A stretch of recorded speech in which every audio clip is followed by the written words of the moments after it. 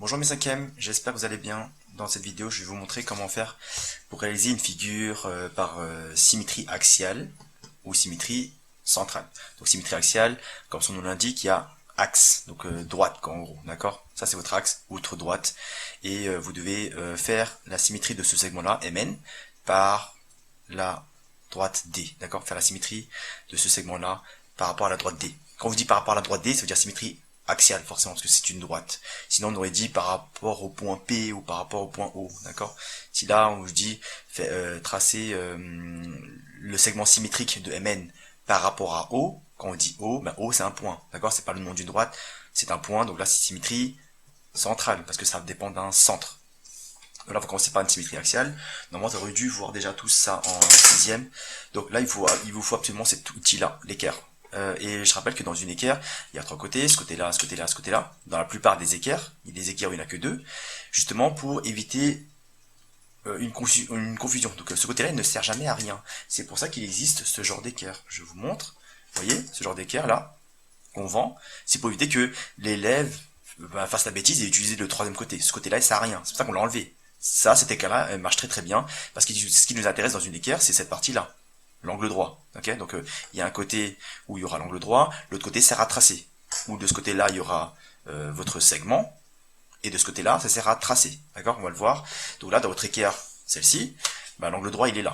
Donc ce côté-là, il sert absolument à rien, ce côté-là. D'accord. Donc ça, si vous voulez, ça servira soit à poser correctement votre équerre, comme ceci, et l'autre côté servira à tracer, ou alors l'inverse. Si ce côté-là sert à accueillir votre droite, c'est-à-dire comme ceci, hop, tac, et ben l'autre côté servira à tracer. Ce côté-là servira jamais, jamais, jamais, jamais, jamais. Comprenez-le bien, parce que sinon vous allez faire des bêtises. Parce que je vois des élèves, ils font ça. Ça c'est une bêtise, ça. Jamais. D'accord? À moins que ce soit prolongé, mais là je parle pas de là, je parle de l'utilisation de l'équerre. Le rôle de l'équerre, c'est avoir un angle droit. Donc là, vous allez faire une chose qui est très simple.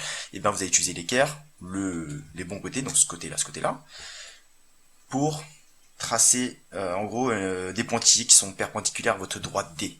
D'accord? Donc vous allez faire ça. Donc là j'ai mon point M. Ici je place correctement mon équerre. Hop, je vérifie bien ça ici. Ouais.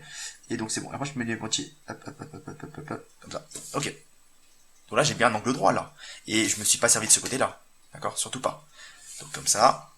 Ou alors éventuellement dans l'autre sens, comme ça. Donc là encore une fois je me sers de ce côté-là et de ce côté-là. D'accord? Jamais du troisième côté. Ok, comme ça. Et donc là ce que vous allez faire c'est. Vous allez prendre votre règle, ou alors vous pouvez reprendre l'équerre si vous voulez, et vous allez prolonger les pointillés que vous venez de faire. On peut tracer en trait plein si vous voulez, mais je vous le déconseille, c'est plus joli comme ceci, et ça vous permet de mieux voir où est le segment d'origine, parce que si là vous avez un trait qui est continu, un autre trait continu, là c'est le trait d'origine, vous aurez un trait final, ça vous fait plein de traits. Alors que là, on sait très bien que là c'est des traits de construction. Ok. Ensuite, une fois qu'on a fait ça, il faut absolument aussi une autre condition, c'est que ces pointillés-là soient perpendiculaires, d'où l'utilisation de l'équerre, première chose, et aussi il faut absolument que cette distance-là, donc des pointillés au miroir, cette distance-là, soit la même de l'autre côté, d'où l'utilisation du compas. Donc là, je pique ici, pour éviter de piquer deux fois, là je vérifie bien que mon compas passe bien sur le point M, ok, donc je vérifie, ça a l'air d'être bon, ok, si on regarde bien, ça c'est bon, ok, on fait pivoter le compas, et là j'ai mon point, qu'on appelle généralement N', ok, c'est le point, si là j'avais A, j'aurais eu A', si là j'avais eu Y'. Pareil pour N, ok, on fait ça, on utilise l'équerre, on peut utiliser comme ceci, ou comme cela, comme vous voulez, ok, vous utilisez jamais ce côté-là, jamais, jamais. Ok, une fois qu'on a fait ça, on aura mon point N quelque part par là, on n'a plus qu'à retracer, et on a le segment symétrique de MN par rapport à la droite D. Ça, il faut absolument savoir le faire. Ensuite, celui-là, donc attends, je résume, pour celui-là, il vous faut absolument l'équerre. Après, on peut très bien mesurer ici, si vous voulez. Si là, je mesure, je prends un peu de temps, je vois, ça fait à peu près 3,8, 3,9. Après, vous pouvez très bien reporter ici si vous n'avez pas votre compas. D'accord? Le compas, il est juste plus rapide et plus précis. Voilà. Donc, pour celui-là, vous n'avez pas besoin d'équerre, il vous faut une règle, et ça devrait juste la règle, ça devrait suffire. Mais je vous conseille l'utilisation de la règle et du compas. D'accord? On va voir. Donc là, c'est un peu comme si là, ben, il n'y a plus de droite, c'est un point. Donc là, du coup, le point M va se retrouver de l'autre côté.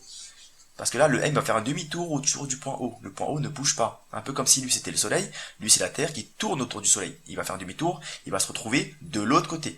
C'est pour ça que on va prolonger MO. Ok, on fait ça. Donc pointillé, pour que ça soit plus joli. Et on sait que c'est des traits de construction. On va pas mélanger avec les traits de départ. Ok, je fais ça. Et là, donc là, du coup, bah, c'est là que le point M il est quelque part pas là, le point M, parce qu'il a fait un demi-tour. Ok? Et s'il a fait un demi-tour, on conserve les distances. Donc cette distance-là est la même que celle-ci. Donc ça ressemble beaucoup à ça. Là, pareil, cette distance-là est la même que celle-ci. D'où l'utilisation du compas. Il n'y a plus qu'à faire un pivot. Là, c'est pareil. On pique sur O. On met le crayon sur M. Et on fait un tour. Et c'est fini. Donc, je vous montre. Donc prenez bien votre temps pour placer comment dire, vos outils, que ce soit la règle, le rapporteur quand on l'utilisera, ou le compas. Prenez bien votre temps parce que la précision compte en géométrie. Hop, et là j'ai mon point M' dans ma symétrie centrale. Voilà, très simplement.